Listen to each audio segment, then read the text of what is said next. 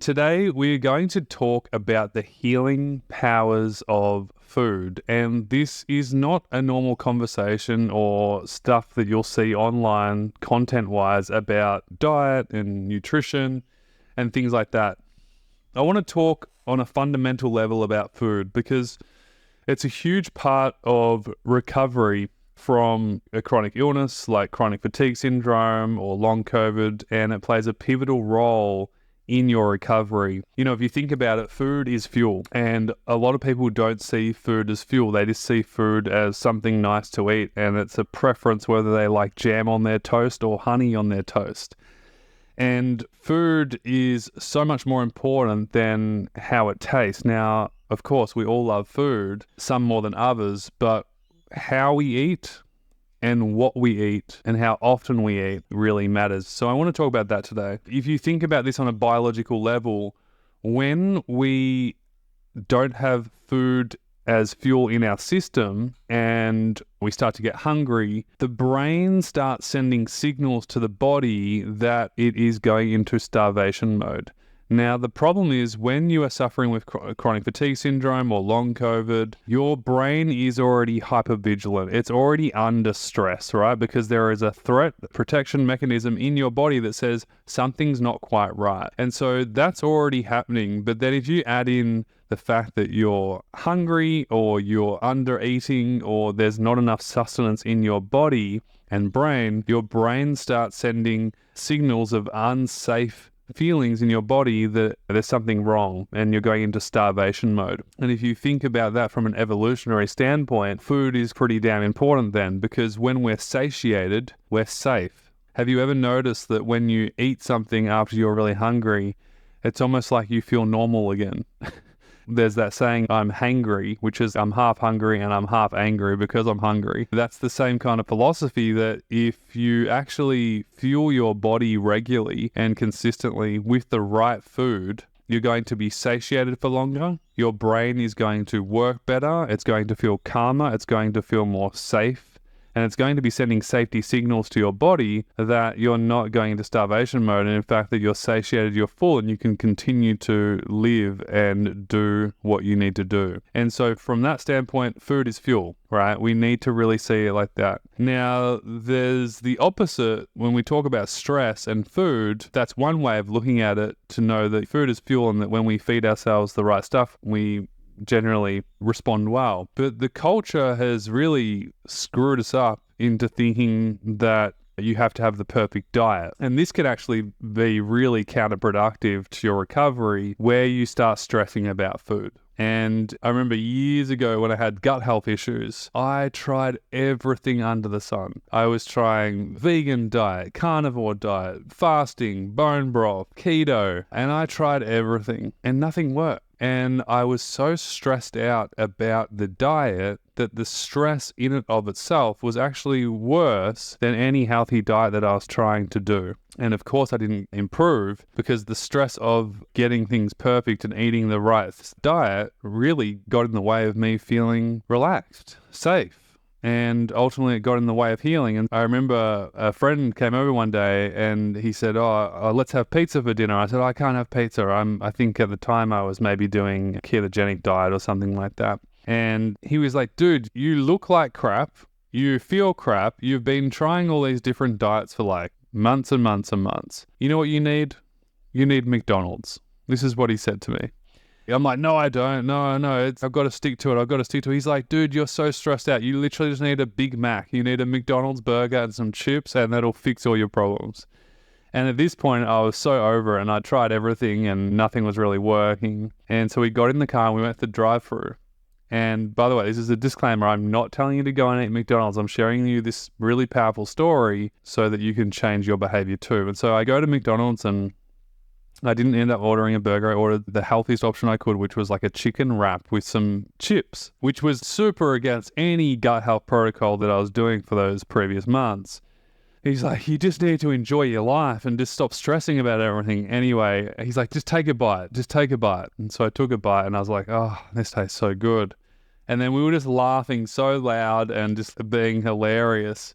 to each other because he's like, see, how much better do you feel now? And I was like, yeah, I feel better. And the next day I felt totally fine. There was no problems from that eating. And what that showed me is that it's not what you do, it's how you do it. And obviously the stress and the pressure I was putting on myself to eat this perfect diet was actually inhibiting me from getting better. And so that changed the game because then I didn't have to have such a strong handle on, oh, I'm not allowed to eat this or I can't eat this. And I literally eliminated stress dieting the next day because I realized that what I was trying to do wasn't working. And so I'm a big believer in a non-diet.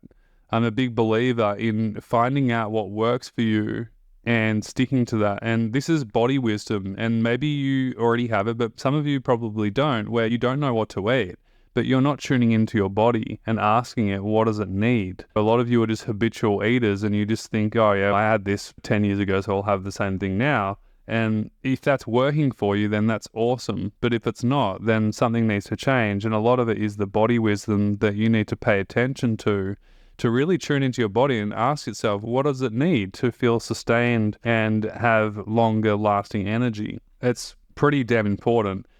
And if you're running on empty, it's a sure way to not have a full tank. And if you think about it like a car, food and nutrition is very much like fuel and petrol to a car. Because I don't know if you've ever noticed this, but when you fill up your car with petrol or diesel, when it's full, the car feels fuller and it's heavier. Obviously, there's more fuel in the tank, so it weighs more, but the car feels more robust. It feels stronger. And you feel when you put down the pedal, it takes off easier. Have you ever noticed when there's only a little tiny little bit of fuel left and you put your foot down and you can notice that it's just not picking up as fast, it's just not taking off as quick, and that's because it's running on empty. And the same rules apply for the human body. If you're running on empty, are you surprised that you can't get up and go? And there's a lot more to it than just nutrition, but nutrition is one key aspect of recovery. It's not everything, but it's certainly one thing. And one of the things that we believe in is to make sure that you're fueling your body all the time. For instance, when you wake up in the morning and let's say you don't eat for the first 5 hours or 3 hours even, you're running on empty. And so one of the philosophies is to make sure that you're refueling your body because you've just fasted overnight while you're sleeping for 8 to 12 hours or however long you sleep for. You need to get some energy back into the system. So eat within the first 1 hour of waking. Now, everyone's different. I'm not going to go into specific foods on this episode because it's way too complex and that's a whole nother episode. But it's really important that you wake up and you refuel your body within the first hour. Because if you think about it, again, overnight, your body's replenishing. It's using those nutrients and the hydration that you had the day before to replenish your body and your cells. And then we start the process again the next day. Super important. One of the things that you want to make sure is that if you've got no energy, you've got to look at what's one way that I can get energy, and one way of getting energy is through nutrition. But it's not just how early you eat, it's how often you eat.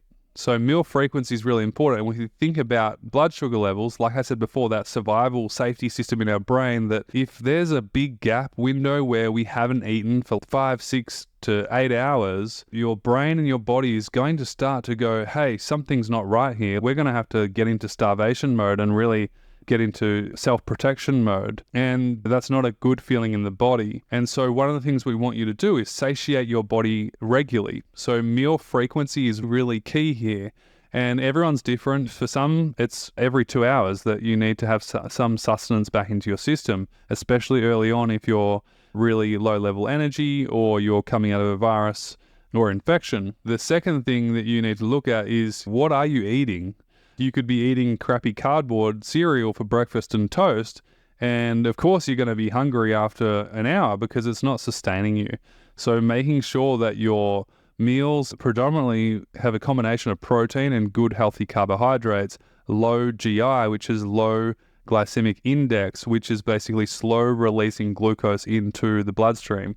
And this is actually going to help you have more sustained energy levels for a longer period of time versus high glucose carbohydrates, which is like that fast instant hit. They call it the sugar high, where you kind of like, oh my God, I feel great. And then within 20 minutes, your energy depletes really fast. And so we've got to come back to that term is food is fuel. Write it down somewhere on a piece of paper. Food is fuel. And once you realize that and you live that, you can constantly just keep refueling your body when you need it. And here's the kicker. You don't want to wait until you're really hungry to eat again, especially as you're overcoming something like chronic fatigue syndrome or long COVID. You want to make sure that you're fueling your body and you're adding energy in to your body that is needing the energy that it's outputting right now to help you heal. Really, really important. And I really like the log fire analogy. And so I learned this from Josh Rubin from the Real Food Gangsters. And his analogy was brilliant. He said, if you think about it, when you wake up, there's no real fire burning in the digestive system, and we need to wake that up, and we need to start giving the body and the brain energy. And so he likened it to a fire, that when you light a fire, you set the foundations properly. You don't just throw a few sticks on and hope for the best. You get the paper, and then you stack the wood, and then you light under, and then once that's a little bit lit and there's some flames there, then you keep stacking on top. And just like with your daily routine in terms of eating, you want to make sure that you're putting logs on top of the already lit logs and not waiting for the fire to go out to then put logs on. So if you think about it in nutrition terms and food terms, don't wait to get hungry to add more logs to your fire. You want to add more logs to the fire that's already lit. And we want to keep that fire burning all day long. And so you need to make sure that the meal frequency is there so that you're not running out of energy fast and you're having these dips, these energy dips and crashes throughout each day that don't feel good. And instead, you want to sustain your body to help it move forward. So I hope this helps. Really, the key takeaways here is food is fuel. Energy creates energy, and one form of energy in is certainly food. Making sure the meals are really well balanced with protein and good carbohydrates and fats. And then meal frequency matters, so not waiting until you're really hungry, and remembering those safety circuits in your brain that are going to be constantly sending to your body whether you're satiated or feeling like you're going to hunger. Now, starvation's a pretty strong word because we know that there's people in third world countries that's real starvation, but when your body or brain is already under threat with a chronic illness, there's more likelihood of your brain detecting danger faster, and that means that when you get hungry or you're running on empty, that's why we need to make sure that we're fueling your body regularly, consistently with good meal frequency output so that our brain and body feels calm, satiated, and can move forwards and utilize the energy to heal. I hope this helps. Remember, it takes a holistic approach for recovery. It's never just one thing. It really is a multitude and multifaceted approach, but food is one component that matters. Also, if you found this video helpful, make sure you subscribe, give this video a thumbs up, and leave a comment. What was your biggest takeaway from this session? Hope this helps, and we'll speak to you soon. Bye for now.